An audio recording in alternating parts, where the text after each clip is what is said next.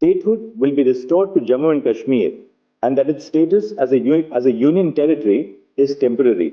We direct that steps shall be taken by the Election Commission of India to conduct elections to the Legislative Assembly of Jammu and Kashmir, constituted under Section 14 of the Reorganization Act by 30 September 2024.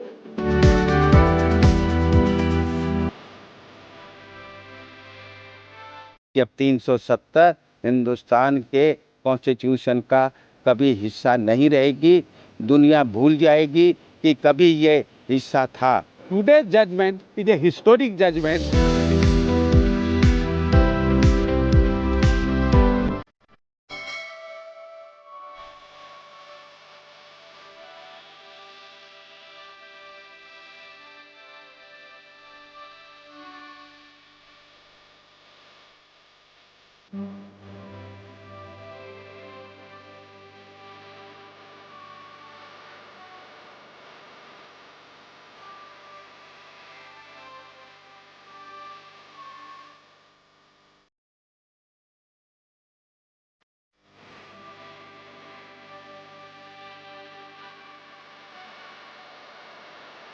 The next issue is the validity of the Jammu and Kashmir Reorganization Act 2019.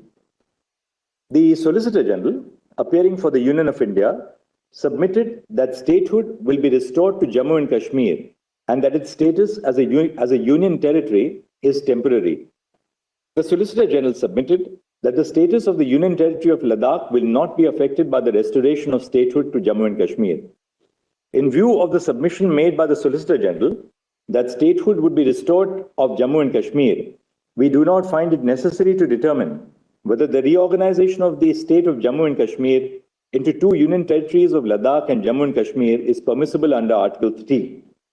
The status of Ladakh as a union territory is upheld because Article 3A, read with explanation 1, permits forming a union territory by separation of a territory from any state. This court is alive to the security concerns in the territory. Direct elections to the legislative assemblies, which is one of the paramount features of representative democracy in India, cannot be put on hold until statehood is restored. We direct that steps shall be taken by the Election Commission of India to conduct elections to the Legislative Assembly of Jammu and Kashmir, constituted under Section 14 of the Reorganization Act by 30 September 2024.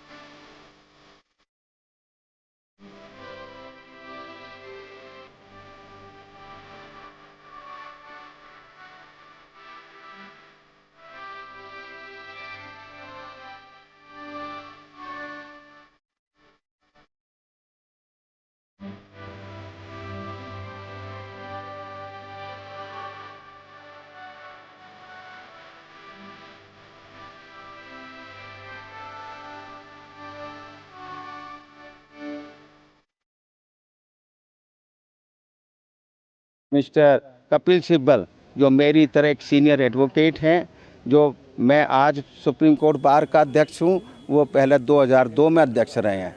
उन्होंने भी supreme court का judgement आने से पहले, officially judgement आने से पहले, उन्होंने ये मान लिया था कि वो केस हार गए हैं।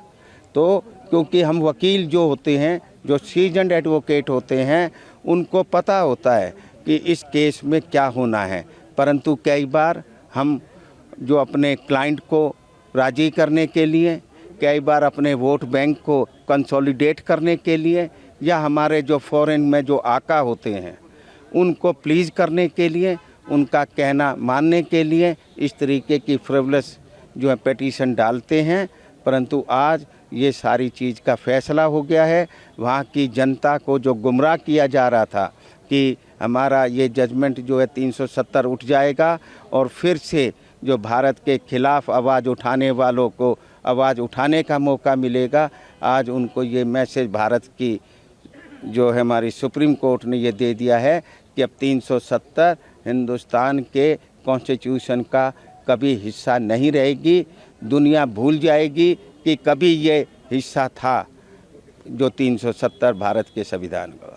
Supreme Court judgment on Jammu Kashmir Article 370 is a historic judgment. Today the Honorable Supreme Court has cleared all the confusion and it has clearly said that Jammu and Kashmir is integral part of India. The Honorable Supreme Court has also said that the Parliament is supreme and all the provisions of the Constitution of India are applicable in the context of Jammu and Kashmir.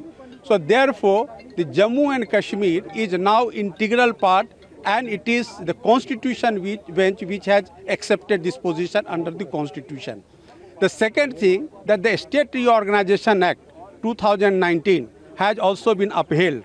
Now the only caveat the Honorable Supreme Court has said that the Jammu and Kashmir has to be restored its statehood and the election, in terms of the statement of the Solicitor General, they have said that election must be held by 30th September 2024 and Jammu and Kashmir must be restored statehood.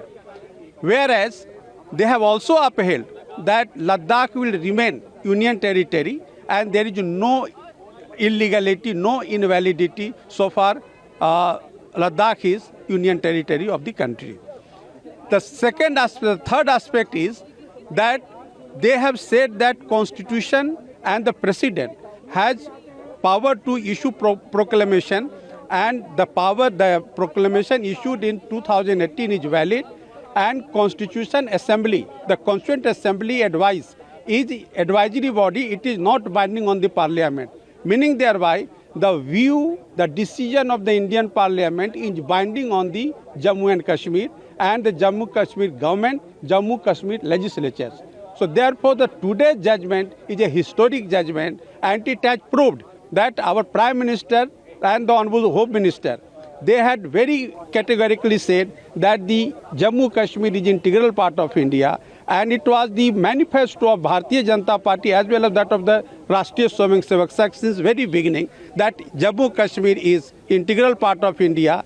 There cannot be two flags and two constitutions. So now today the Supreme Court has given quietus to this dispute and they have upheld the Constitution of India which is applicable to Jammu and Kashmir also. देखिए, आज एक बड़ा अहम फैसला supreme court ने दिया। भारत स्वतंत्र होने के बाद कई सालों से लोगों के मन में कांटा चुभ रहा था कि जब हम हमारा भारत में कश्मीर एक हमारा अविभाज्य अंग कहते हैं तो कश्मीर के लिए अलग संविधान क्यों, और इसीलिए कानून में संशोधन यानी हमारे घटना में संशोधन होने की जरूरत थी। लेकिन इस तरह से भी दलील की जाती थी कि कश्मीर एक स्वतंत्र राज्य है और जब कश्मीर भारत में विलीन हुआ तभी कश्मीर के राजा हरि सिंह ने कहा था कि उसके लिए अलग संविधान होगा। लेकिन क्या अभी उसकी जरूरत थी? सुप्रीम कोर्ट ने भी ये माना कि ये तात्पुरती टेम्पररी अरेंजमेंट थी कि ताकि उस वक्त कश्मीर में एक शांतता रही की जाए, और इसीलिए मुझे लगता है कि हमारे देश के राष्ट्रपति और देश की सरकार ने जो कदम उठाया था, जो 370 धारा जो एक कांटों की तरह चुभ रही थी उसको आज निकाल के फेंक दिया, और मैं इस फैसले का बहुत दिल से स्वागत करता हूं। और हमारी जनता, जब हम हिंदुस्तान से हिमालय से कन्याकुमारी तक हम सब एक है, इसके इस नारे के लिए और भी जोर आ जाएगा। सर, वहीं चीफ जस्टिस ने जब सबका फैसला रीड कर रहे थे उन्होंने कहा कि भारत का ही अंग है जम्मू कश्मीर, उनके फैसले को किस तरह देख रहे हैं? हालांकि उन्होंने कहा कि जिस प्रकार उसने दी उन्होंने कोई गलत नहीं लिया था, तो ये तो ओवरऑल जजमेंट किस तरह देख रहे हैं जो चीफ जस्टिस ने स्टेटमेंट? देखिए, इस स्टेटमेंट से जो एक जो इसको विरोध कर रहे थे उनका कहना था कि जो हमारी घटना है, जो हमारे घटना के बहुत शिल्पकार डॉक्टर बाबा साहेब ने बनाई, उसका ढांचा नहीं बदल सकते। मैं मानता हूं कि ढांचा नहीं बदला जा सकता, लेकिन उसमें दुरुस्त थी, जाने कुछ अमेंडमेंट रिपेयर्स करने का अधिकार सरकार को रहता है, और इसी प्रकार का कश्मीर का 370 कलम हटाना मैं मानता हूं एक बड़ी अच्छी दुरुस्त थी। एक मिस्टेक जो थी और रेक्टिफाई कई सालों के बाद की, और कश्मीर के लोग भी, मुझे पूरी आशा है कि इस फैसले से खुश होंगे, क्योंकि हमारा देश का इंडियन पीनल कोड सभी के ऊपर अमल होगा। हमारा देश का कानून जो आम आदमी को है वो कश्मीर में भी लागू होगा। हमारा देश का कोई भी नागरिक कश्मीर में भी प्रॉपर्टी खरीद सकता है, बिजनेस कर सकता है, ताकि कश्मीर के आम आदमी की भी तरक्की होगी। इसका मुझे पूरे विश्वास है। सुप्रीम कोर्ट ने बहुत बारीकी से हर एक विषय को देखा है। जो मैंने सुना चीफ जस्टिस जो पढ़ रहे थे उसमें एक एक क्लॉज, एक एक सब क्लॉज को उन्होंने देखा है और सब परिस्थितियां देखते हुए उन्होंने एक नतीजे पर पहुंचे हैं। मैं उसका स्वागत करता हूं क्योंकि बहुत दिनों से ये बात हवा में थी, तो अब कम से कम स्पष्ट हो गया है कि जो हुआ वो वैध था। राजनीतिक रूप से चाहे कोई समझे कि नहीं होना चाहिए था वो बात और है, लेकिन लीगल दृष्टिकोण से, न्यायिक दृष्टिकोण से वो वैध है। एक तो बात ही हो गई। दूसरी दो बातें बड़ी अच्छी सुप्रीम कोर्ट ने कही। मैं तो चंद्रचूड़ जी को, सुप्रीम कोर्ट को बधाई देता हूँ। एक तो उन्होंने कहा कि जल्द से जल्द हमारी स्टेटहुड फिर से मिलनी चाहिए। मैं आरंभ से कह रहा था कि जो जम्मू कश्मीर को काट के दो हिस्से में करके और इसको यूनियन टेरिटरी बना दिया, वो हमें स्वीकार नहीं था, किसी को भी, किसी के गले से नहीं उतर रही थी। क्योंकि जम्मू कश्मीर एक बहुत विशेष राज्य था। पहले कहते थे ये मुकुट है, ये भारतवर्ष का ये है, और मुकुट क्या रहा, फिर हरियाणा और हिमाचल से भी नीचे आ गए, यूनियन टेरिटरी बन गए। तो वो जल्द से जल्द, मैं समझता हूँ, मेरी मोदी जी से भी यही प्रार्थना होगी कि अब वो जल्द से जल्द राज्य का दर्जा दे दें। ये जरूरी नहीं कि पहले चुनाव हों फिर उसके बाद राज्य का दर्जा दिया जाए, बल्कि अगर चुनाव हों तो राज्य के लिए हों, यूनियन टेरिटरी के लिए क्यों हों। तो दूसरी बात ये बनती है कि भाई इन्होंने ये कहा और फिर उन्होंने ये कहा कि चुनाव हो जाने चाहिए सितंबर 2004। वो भी बहुत अच्छी बात है क्योंकि बड़ी देर से चुनाव नहीं हुए हैं और कुछ से लगता था कि ये लोग कुछ इसको आगे चलाने की कोशिश की जा रही थी। तो ठीक है, अगले साल तक उन्होंने कार्य दे दिया, समय दे दिया है। तो ये मैं कहूँगा इसके बारे में मेरी प्रतिक्रिया। एक बात मैं इसमें और कह दूँ, मुझे पता है कि जम्मू कश्मीर के कुछ लोगों को ये निर्णय अच्छा नहीं लगेगा, लेकिन मेरी उनसे राय है, उनके हमदर्द होने के नाते, क्योंकि मैं भी तो जम्मू कश्मीर का ही हूँ। हमारा सारा अगर राज्य उभरा तो जम्मू कश्मीर की वजह से उभरा। तो उनसे मेरी प्रार्थना है कि अब वो इसको स्वीकार कर लें। अब कोई विरोध करने का लाभ नहीं है।